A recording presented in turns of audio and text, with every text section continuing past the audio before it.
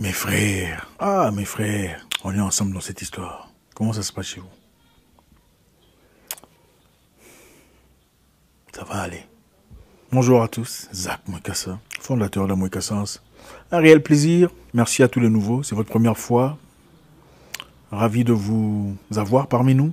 Ne partez pas, restez. Je suis sûr qu'à la fin, vous en sortirez inspiré. Merci encore pour le soutien, merci pour les messages, merci dans ce combat. Vous savez, aujourd'hui, je réfléchissais, c'est bizarre. J'ai pensé à un voisin avec qui j'ai vécu il y a très longtemps. Je ne sais pas si ça vous est déjà arrivé. Vous arrivez dans un secteur nouveau, en location, et vous rencontrez le voisin, mais vous ne vous sentez pas. Immédiatement, il y a une antipathie qui naît sans raison apparente. Ouais. Aujourd'hui, j'ai pensé à mon voisin. Cette personne était bizarre. À chaque fois qu'il y avait un problème, à l'époque, il y a très longtemps, elle appelait toujours le bailleur. Le volume est trop fort. Ils font du bruit. Ils font ça. Ils cassent ça. C'est incroyable. Mais quand on se voit, bonjour, on passe. Mais en coulisses, c'était toujours le premier à appeler le bailleur pour informer, pour donner des nouvelles et tout ça. Bizarre. Je sais que beaucoup d'entre nous avons déjà vécu cette histoire. Sinon, comment ça se passe chez vous? Cette frénésie dans laquelle nous sommes tous noyés. Ça va passer. L'important, c'est d'avoir des bonnes informations, c'est d'être informé, de comprendre où nous sommes. Je pense que nous sommes aujourd'hui en train de juger une situation déjà faite. C'est-à-dire, comme je l'ai dit précédemment, c'est difficile de comprendre un problème en commençant par là où vous êtes. Il faut comprendre la genèse de l'histoire. Et souvent, ce qu'on pense être la genèse de l'histoire n'est pas vraiment la genèse de l'histoire. Vous voyez un policier arrêter une personne, vous dites qu'il a arrêté parce que voilà, il est en pleine infraction. Mais si vous regardez profondément, vous allez voir que voilà, en fait, il a arrêté parce que le gars là, et c'est lui qui a eu une histoire avec une femme que le policier, vous connaissez ça? Il y a récemment, d'ailleurs, j'ai vu aux infos, dans un pays africain, un militaire pendant le confinement, un militaire a tiré sur un jeune chauffeur, prétendant que le garçon était en train de résister aux arrêts. Mais en réalité, le garçon a eu une histoire avec son épouse. Enfin, pas son épouse, mais sa copine.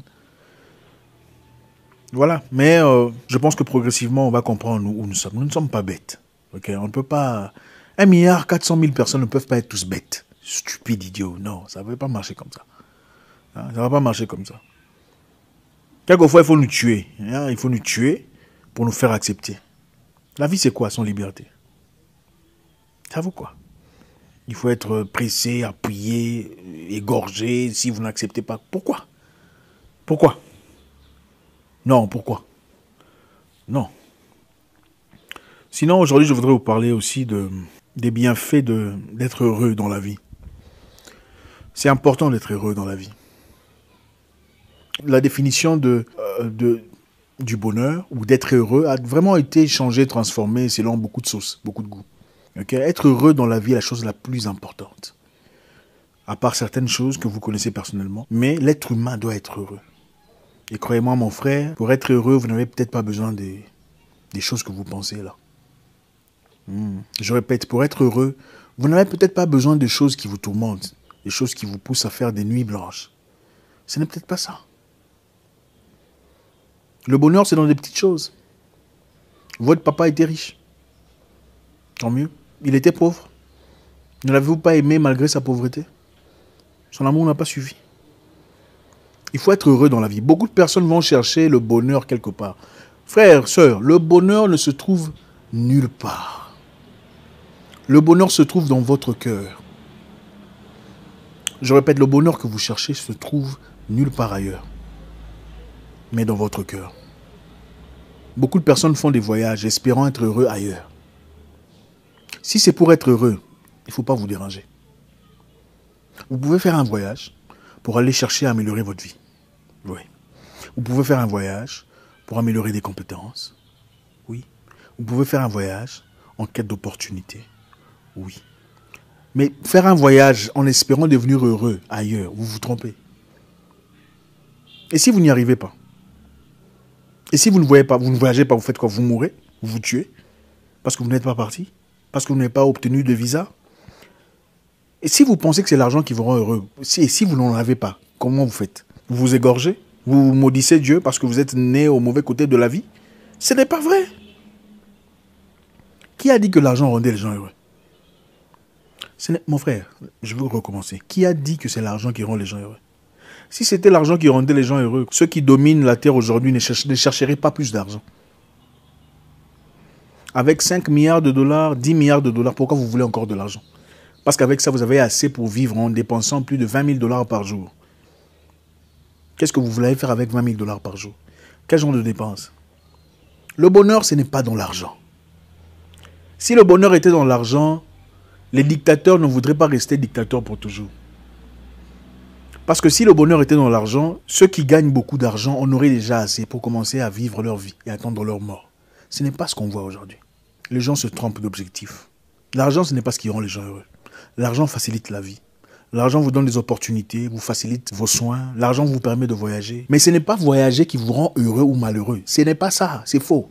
Parce que ceux qui ne voyagent pas, beaucoup parmi eux sont beaucoup plus heureux que ceux qui voyagent sur business class, en first class, tout ce que vous connaissez là. Ce n'est pas le mariage qui vous rendra heureuse, ma chère. Ne vous trompez pas. Ne vous cassez pas la tête. Non, non, non, non. C'est bien de vous marier. C'est merveilleux. Selon nos cultures d'ailleurs, pour beaucoup. Le mariage est un élément très important dans la vie, surtout des femmes en Afrique. D'accord? On doit le dire. Chez les hommes aussi d'ailleurs, mais un peu plus chez les femmes. Okay? Beaucoup de femmes se battent pour avoir un mariage, pour avoir un chez-soi, pour porter le voile. C'est bien, c'est honorer sa famille. On ne va pas percuter ça. Mais ce n'est pas le mariage qui vous rendra heureux. Si vous n'êtes pas heureux avec monsieur maintenant, ce n'est pas dans le mariage que vous serez heureux. Détrompez-vous. Vous pensez qu'il changera tout d'un coup, boum, il est marié, maintenant tout son cerveau a changé. Qui vous a dit ça? La pire des choses que vous puissiez faire, c'est de penser devenir heureux à côté de quelqu'un. Ce n'est pas ça, ce n'est pas comme ça que ça se passe. Vous devenez heureux en étant d'abord heureux avec vous-même. Quand vous êtes heureux avec vous-même, à partir du moment où vous rencontrez une personne qui commence à déraper, immédiatement votre système de défense vous dit ça, ce n'est pas les raisons pour lesquelles je suis venu ici. Vous n'avez pas le temps à perdre dans des bêtises. Vous n'avez pas le temps à perdre dans des ajustements qui n'ont aucune importance. Vous n'avez pas de temps à perdre à tolérer n'importe quoi. Parce que vous êtes déjà heureux avec vous-même. Vous n'avez pas besoin d'une personne pour être heureux. Vous avez peut-être besoin d'une personne pour vous conseiller. Vous avez besoin d'une personne pour vous soutenir, pour vous comprendre. Un ami, okay? Une personne vers qui vous pouvez vous tourner. Une personne qui peut vous soutenir dans vos idées, dans vos pensées. Une personne qui peut peut-être vous corriger pendant que vous dérapez un peu. Mais le tout dans votre course à vous. Vous êtes heureux, vous rencontrez une personne déjà heureuse, vous vivez une vie heureuse ensemble. Si vous apportez vos vides émotionnels, espérant trouver une personne qui va remplir ce vide, vous serez toujours vide. Parce qu'à partir du moment où il fera des erreurs, parce que les erreurs arriveront, vous chercherez quelqu'un d'autre compatible pour combler l'erreur. Ce ne sont pas les gens qui ne sont pas compatibles. C'est vous qui êtes incomplet ou plate. Non, ce ne sont pas les gens qui sont incompatibles. Malheureusement, l'être humain, défensivement, n'aime pas se remettre en question. C'est la nature de l'humain. L'être humain n'aime pas se remettre en question. Pour lui, c'est toujours la faute des autres. Ah, c'est lui qui a été méchant. C'est elle qui a été comme ça. C'est une sorcière. Ce n'est jamais lui. Cherchons d'abord à être heureux.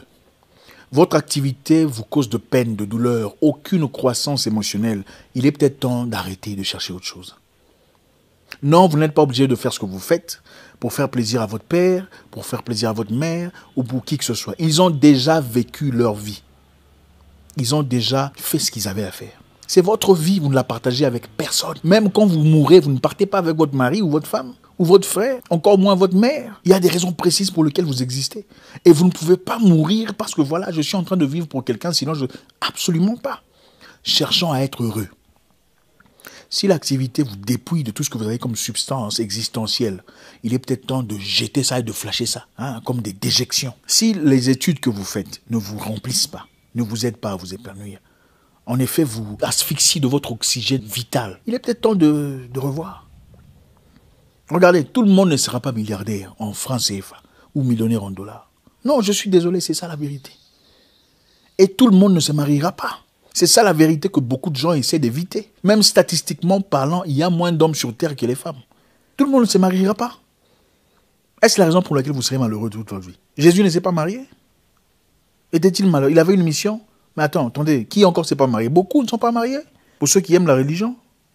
Quelle est votre mission sur Terre? À part le mariage, à part l'argent, quelle est votre mission sur Terre? À part les influences qu'on a reçues, qu'on a acceptées de ce qui nous entoure. Mais quelle est votre propre raison d'existence? Qu'est-ce qui vous rend heureux? N'êtes-vous pas malheureux peut-être parce que vous essayez d'être comme Georges, avoir une maison comme Mélissa, un mari qui travaille à la banque comme Tatiana, N'êtes-vous peut-être pas malheureux parce que vous n'avez pas des photos pétillantes sur Instagram comme Josepha? N'êtes-vous peut-être pas malheureux parce que vous essayez de devenir ce que vous n'êtes pas? Des raisons pour lesquelles vous n'avez pas été créé au départ. Retrouvons nos identités. Quelle est ton identité? Qui es-tu? Qu'est-ce que tu aimes faire? Non, tu ne seras pas nécessairement bureaucrate. Non, peut-être que toi, tu es artiste. C'est là où repose ton cœur. Il n'y a peut-être pas moyen de faire de l'argent aujourd'hui. C'est peut-être parce que vous n'avez pas ouvert vos yeux correctement. Il y a des moyens de vivre de ce dont on aime. Il faut y réfléchir. S'il n'y a pas de moyens, il faut créer des techniques. Il ne s'agit pas d'être nécessairement productif. Il faut être productif en étant heureux. C'est ça la vraie productivité. Il ne s'agit pas de passer de nuits blanches pour devenir malheureux. C'est tout fait de sa propre vie. Il s'agit d'être heureux. Il est temps pour nous tous de réfléchir.